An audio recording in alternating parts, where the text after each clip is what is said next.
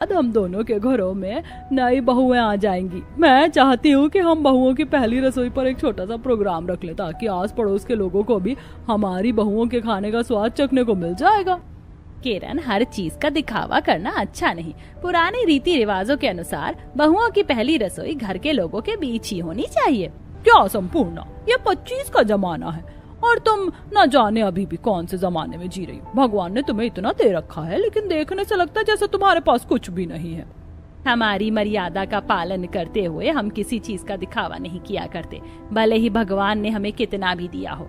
मेरा तो मानना है कि अगर पैसा है तो थोड़ा दिखावा तो करना चाहिए, ताकि आसपास के लोगों को तुम्हारे ओहदे का अंदाजा रहे। इस पर संपूर्णा हंस पड़ी। संपूर्णा और किरण दोनों ही काफी अच्छी सहेलियां थीं। दोनों के घर आमने सामने बने हुए थे। दोनों के घरों में किसी चीज की कोई कमी नहीं थी। जहां किरण को हर चीज का दिखावा करने का शौक था, वहीं संपूर्णा सीधी सादी पुरानी सोच की औरत थी, जिसके घर में आज भी पुराने रीति रिवाजों का पालन किया जाता।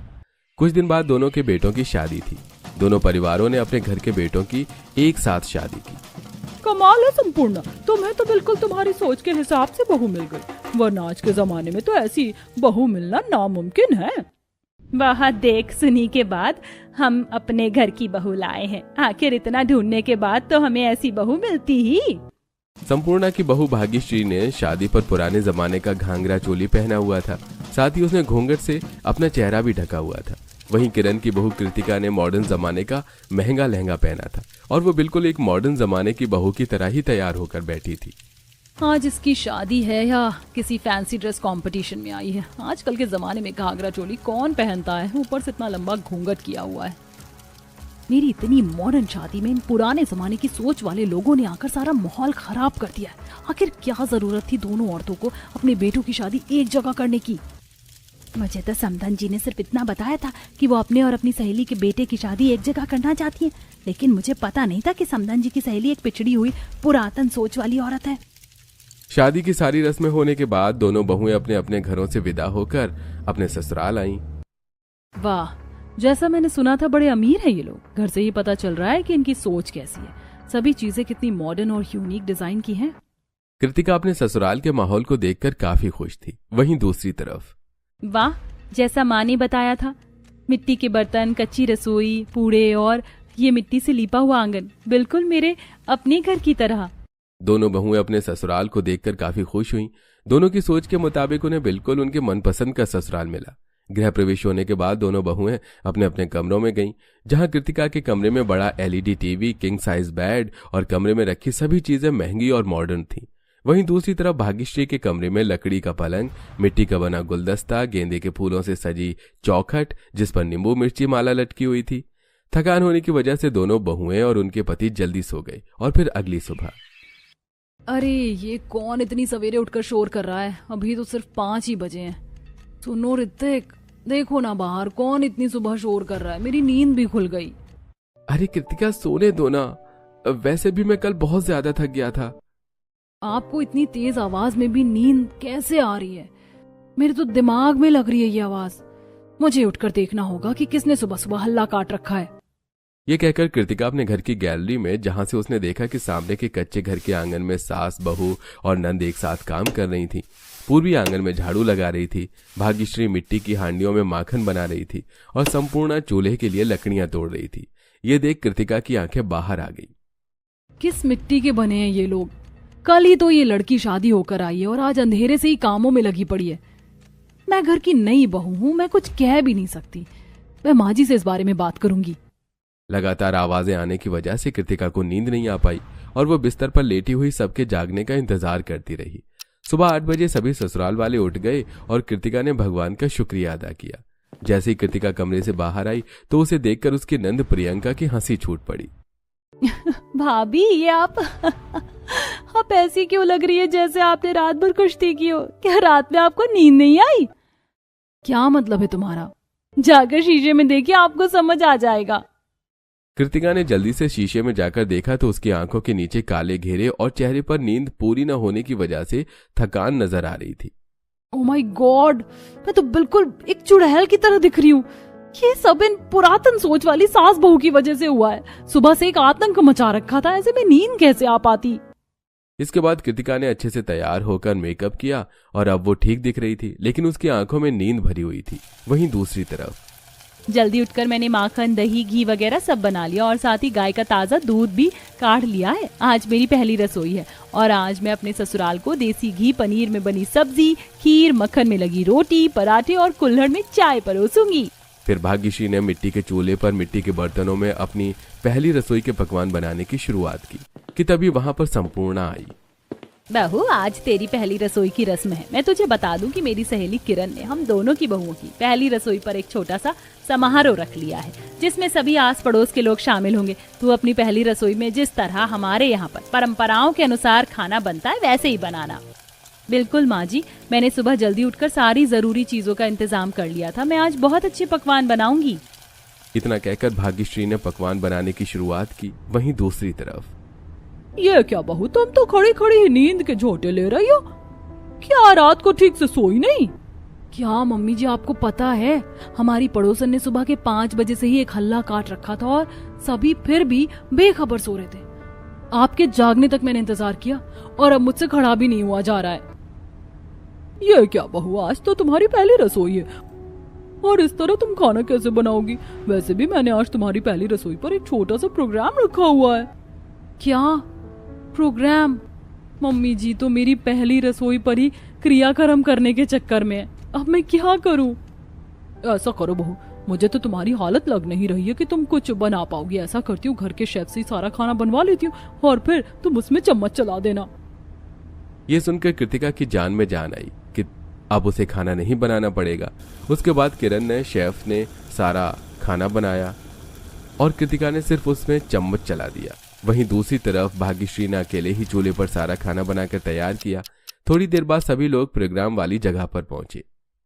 अरे देखो तो जरा, पहली रसोई का समारोह रखा गया और किस तरह जगह को सजाया गया है, जैसे किसी की शादी हो रही है।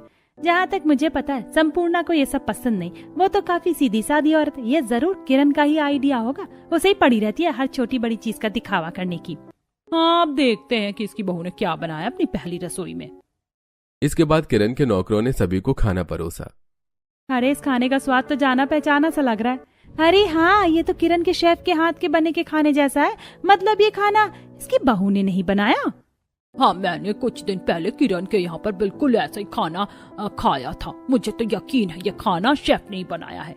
ये पहली रसोई की रस्म कम किसी खाने के कंपटीशन जैसी ज्यादा लग रही है। सभी ने कृतिका के बने खाने को खाया, जो कि उन्हें कुछ खास पसंद नहीं आया।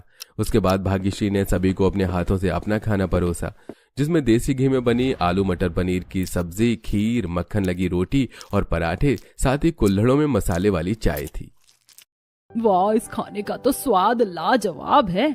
हाँ, क्योंकि ये मिट्टी के चूल्हे पर बना जो है। और वैसे भी संपूर्णा के यहाँ पर खाने की हर चीज घर में बनाई जाती, दूध से लेकर मक्खन तक सब कुछ शुद्ध होता है। सही कह रही हो, घर की बनी मिलावट की चीजों का तो स्वाद ही अलग है। सभी ने संपूर्णा और भाग्यश्री की खूब तारीफ की। वहीं दूसरी तरफ किरण और कृतिका ये सब चुपचाप खड़ी देख रही थी कि तभी कुछ औरतें किरण के पास आईं।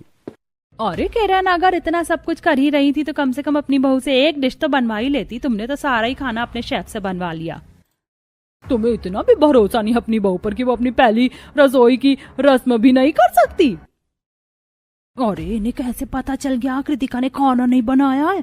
और ये वो बहू की जरा तबीयत ठीक नहीं थी ना, तो मैंने खाना शेफ से बनवा लिया। लेकिन हाँ, बहू ने इसमें चम्मच चलाया है। इस तरह तो बहू की पहली रसोई की जाती है ना। एक बहू ने खाने से लेकर खाने का सामान तक खुद तैयार किया और दूसरी ने बने बनाए खाने में सिर्फ चम्मच चलाया। वाह भाई वाह। औरतें किरण और कृतिका को सुनाती हुई वहां से चली गईं। अब तो मम्मी जी को सबक मिल ही गया होगा। पहली रसोई पर पूरा ताम झाम लेकर बैठ गई और देखो बदले में क्या मिला। खुद की तो नाक कटी, साथ में मेरी भी बेइज्जती करवा दी। कितना अच्छा इंप्रेशन बना है मेरा पहली रसोई में। कृतिका ये सब सोच ही रही थी कि उसके पास भाग्यश्री आई। नमस्ते कृतिका जी, अब कैसी है आपकी तबीयत? तबीयत? क्यों, मेरी तबीयत को क्या हुआ? अरे किरण जी ने माँ जी को बताया था कि आपकी तबीयत खराब है, इसीलिए आप आज अपनी पहली रसोई पर खाना नहीं बना पाई। तो इसे सब कुछ पता चल गया। ये मम्मी जी मेरे साथ क्या करना चाहती हैं? हाँ, मेरा मतलब मेरी कमर में थोड़ा दर्द था बस। लेकिन माँ जी ने तो बताया था कि आपको बुखार हुआ है। ये क्या मुसीबत है, मैं तो यहाँ बिल्कुल एक चोर या फिर एक अपराधी जैसा महसूस कर रही हूँ। ये ससुराल है या कैद खाना? सुनो, मैं अभी आती हूँ। ये कहकर कृतिका तुरंत वहां से चली गई और एक दीवार के पीछे छुपकर भाग्यश्री के जाने का इंतजार करने लगी। उसने देखा कि भाग्यश्री खड़ी हुई उसका इंतजार कर रही थी। अरे ये पागल है क्या? इतनी देर हो गई है और एक जगह से हिल ही नहीं रही है। और देखो तो जरा कितने भारी भरकम कपड़े और गहने पहने हैं इसने। भला ये सब पहनकर इसने खाना कैसे बना लिया? इनके यहाँ तो ठंडक करने का भी कोई साधन नहीं है। कृतिका भाग्यश्री के जाने का इंतजार कर रही थी कि तभी बहू, मैं तुम्हें कितनी देर से ढूंढ रही हूँ और तुम यहाँ दीवार के पीछे छुपी खड़ी हुई हो। क्या तुमने किसी का कुछ चुरा लिया है जो इस तरह छुपी हुई हो? अरे नहीं मम्मी जी, चुराए मेरे दुश्मन। भगवान का दिया सब कुछ है मेरे पास, भला मुझे चुराने की क्या जरूरत? अरे तुम तो सच मान गई, मैं तो मजाक कर रही थी। कृतिका ने देखा कि अब भाग्यश्री वहां से जा चुकी थी। थोड़ी देर बाद सभी लोग वापस अपने अपने घर को लौट गए। ओह माय गॉड, मेरा तो सारा शरीर दर्द कर रहा है। एक तो मुझे नींद नहीं आई, ऊपर से सारा दिन पहली रसोई में लग गया। अब मैं शेफ से कॉफी बनवाकर आराम से गैलरी में बैठकर चाय पीते हुए शाम का मजा लूंगी। कृतिका ने शेफ से कॉफी बनवाई और लेकर आराम से गैलरी में एक गद्देदार कुर्सी पर बैठकर पीने लगी।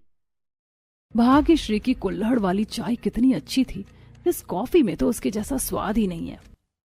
ये सोचते हुए कृतिका की नजर भाग्यश्री के घर पर पड़ी। कच्चा घर है और वो भी इतना बड़ा। साथ ही भाग्यश्री ने भी कितने भारी भरकम गहने और कपड़े पहने हुए थे जो कि काफी महंगे लग रहे थे। अगर ये लोग गरीब हैं तो फिर इनके पास इतने महंगे कपड़े और ज्वेलरी खरीदने के पैसे कहाँ से आए? कृतिका सोच ही रही थी कि तभी माँ जी, कितनी ठंडी ठंडी हवा चल रही है। आज हम सब आंगन में ही खाट बिछाकर सो जाते हैं। मैं सबके बिस्तर लगा देती हूँ। हाँ बहू, हवा अच्छी है, हम आंगन में ही सो जाएंगे। तू खाट पर ठंडी दरी और ओढ़ने के लिए कुछ सूती चादर ले आ। संपूर्णा के इतना कहने पर भाग्यश्री अंदर से कुछ दरियां और सूती चादरें लेकर आई और वो सभी चारपाई बिछाकर वहीं पर सो गए। ये सब कृतिका गैलरी में बैठी हुई देख रही थी। कमाल है, अभी तो सिर्फ 8 ही बजे, हमने तो अभी खाना भी नहीं खाया और ये बिस्तर लगाकर सो भी गए, वो भी खुले में। अरे नहीं, अब ये सुबह अंधेरे से ही दिवाली मनाना शुरू कर देंगे। थोड़ी देर बाद कृतिका भी अंदर चली गई। खाना खाने के कुछ देर बाद सभी सो गए। सुबह फिर लगभग 6 बजे के करीब कृतिका की आंख खुली। अरे 6 बज रहे हैं, आज तो सामने से कैसी भी आवाजें नहीं आ रही है, वरना ही तो सवेरे से ही आतंक मचा कर रख देते। जाकर देखती हूँ। कृतिका ने अपनी गैलरी में जाकर देखा तो भाग्यश्री का पूरा परिवार ससुराल एक साथ बैठकर नाश्ता कर रहा था, जिसमें वो मक्खन लगे पराठे सिल पर पिसी चटनी के साथ खा रहे थे और साथ ही कुल्हड़ वाली चाय भी पी रहे थे, जिसे देख कृतिका के मुंह में पानी आ गया। बहू, तेरे हाथों की बनी चाय का तो जवाब ही नहीं, और जो मसाले तू इसमें डालती है उनका अलग अलग स्वाद मुंह में घुलता है। माँ जी, ये चाय मुझे मेरी माँ ने बनानी सिखाई है। ये चाय स्वादिष्ट के साथ साथ काफी सेहतमंद भी है। मुझे भी ये चाय दोबारा पीनी है। थोड़ी देर बाद कृतिका तैयार होकर नीचे नाश्ता करने गई, जहाँ टेबल पर सभी बैठे हुए नाश्ता कर रहे थे। नाश्ता करके ऋतिक, नरेंद्र अपने काम पर चले गए और प्रियंका कॉलेज के लिए निकल गई। अब घर में बस कृतिका और किरण ही थी। माँ जी, आपसे एक बात पूछूं, आप संपूर्णा जी की दोस्त कैसे बनी? मेरा मतलब, वो तो गरीब गांव के लोग हैं और कहाँ हम। अरे बहू, संपूर्णा का परिवार गरीब नहीं है और ना ही ये गांव के लोग हैं। ये तो बस थोड़े पुराने रीति रिवाजों का पालन करने वाले सीधे साधे लोग हैं। इनका अपना कपड़े बुनने और काढ़ने का काम है। मैं तभी तो सोचूं कि इन्होंने इतने महंगे कपड़े कैसे पहने हुए थे। बहू, आज तो तुम थोड़ा ठीक लग रही हो। अगर आज तुम्हारी तबीयत अच्छी है तो तुम आज खाना बना लो। माय बैड, मुझे तो खाना बनाना आता भी नहीं। मेरे घर में तो नौकर खाना बनाया करते थे। कुछ देर बाद कृतिका किचन में खाना बनाने के लिए आई। किचन में हर सहूलियत की चीज है, लेकिन फिर भी मुझे डर लग रहा है। नहीं नहीं नहीं, मुझे घबराना नहीं चाहिए। ये ओवन तो है ना, मैं इसी में कुछ हल्का फुल्का बना लूंगी। कृतिका किसी तरह हिम्मत करके खाना बनाने को चली, तभी वहां पर किरण पहुंची। बहू, खाना बनाने से पहले कुछ पकौड़े बना लो, बाहर बारिश शुरू हो गई। बारिश में गर्मा गर्म चाय पकौड़े खाने में मजा ही आ जाएगा। मम्मी जी तो मेरे सर पर एक के बाद एक बम पे बम फोड़े जा रही है। इन्हें तो मेरी चिंता ही नहीं है। कहाँ तो मैं अपने ओवन में खाना बनाने की सोच रही थी और अब ये मुझसे हलवाइयों की तरह कढ़ाई में पकौड़े तलवाएंगी। कृतिका पकौड़े का बेसन तैयार किया और साथ ही कढ़ाई में तेल गरम करने को रख दिया। वहीं दूसरी तरफ, माँ जी, कितनी अच्छी बारिश पड़ रही है। ऐसे में कुल्हड़ वाली चाय के साथ कुछ पकौड़े का मजा ले लिया जाए। हाँ भाभी, मजा ही आ जाएगा। मैं तो सोच रही हूँ कि हम किरण जी और कृतिका जी को भी अपने साथ शामिल कर लें। बाकी लोगों के काम पर जाने के बाद वो घर में अकेली ही होंगी। संपूर्णा इस पर और भी खुश हो गई। भाग्यश्री भी अपनी मिट्टी की रसोई में पकौड़े बनाने गई। उसने वहीं चूल्हे पर कढ़ाई में सरसों के तेल में गर्मा गर्म आलू के पकौड़े तले और साथ ही अपनी कुल्हड़ वाली मसाले की चाय भी बनाई। वहीं दूसरी तरफ बहू, क्या क्या कर रही हो? मम्मी जी, मैंने तो सिर्फ तेल में कुछ पकोड़े डाले थे। लगता है तुमने तेल ज्यादा गरम कर लिया। दोनों सास बहू किचन में खड़ी हुई खांसी ही रही थी कि तभी उनके दरवाजे की बेल बजी। कृतिका ने जल्दी से जाकर दरवाजा खोला तो नमस्ते कृतिका जी, वो बारिश हो रही है तो हमने कुछ चाय पकौड़े बनाए थे, इसलिए हमने सोचा कि क्यों ना आपको भी बुला लिया जाए। वाह, अब मुझे दोबारा इसके हाथों की चाय पीने को मिलेगी। हाँ हाँ, क्यों नहीं, हम आ रहे हैं। ठीक है, किरण जी को भी आप अपने साथ ले आइएगा। इतना कहते ही किरण भी वहां पहुंची। उसने भाग्यश्री को अंदर आने को कहा, जिस पर भाग्यश्री ने उसे बताया कि वो उन्हें अपने घर बुलाने के लिए आई थी। अरे वाह, तुमने बिल्कुल सही किया, हम बस अभी आए। ठीक है, तो मैं अभी चलती हूँ। वैसे आपके घर से ये धसक कैसी आ रही है?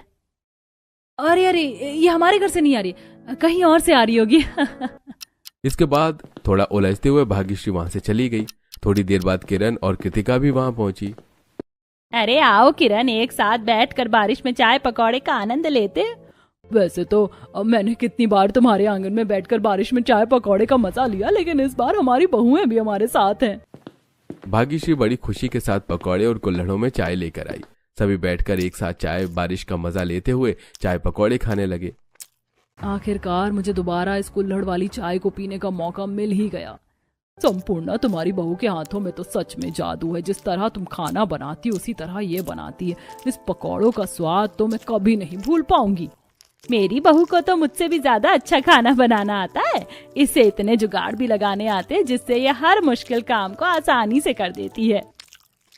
हाँ, क्योंकि ये संस्कारी भले ही, लेकिन है तो इसी जमाने की लड़की। और ये कुल्हड़ वाली चाय का तो कोई जवाब ही नहीं, इसमें तो इसे कोई नहीं हरा सकता, है ना कृतिका बहू? सभी ने कृतिका पर नजर घुमाई तो देखा कि कृतिका आंखें बंद करके चाय पीने में इतनी मगन थी कि उसने उनकी बातों पर ध्यान ही नहीं दिया। ये देख सभी हंस पड़े। फिर उन्हें ऐसा देखकर हंसते हुए कृतिका भी उन्हें देखकर हंसने लगी और फिर सभी जने चाय की चुस्कियां लेकर चाय के पकौड़े के मजे लेने लगे।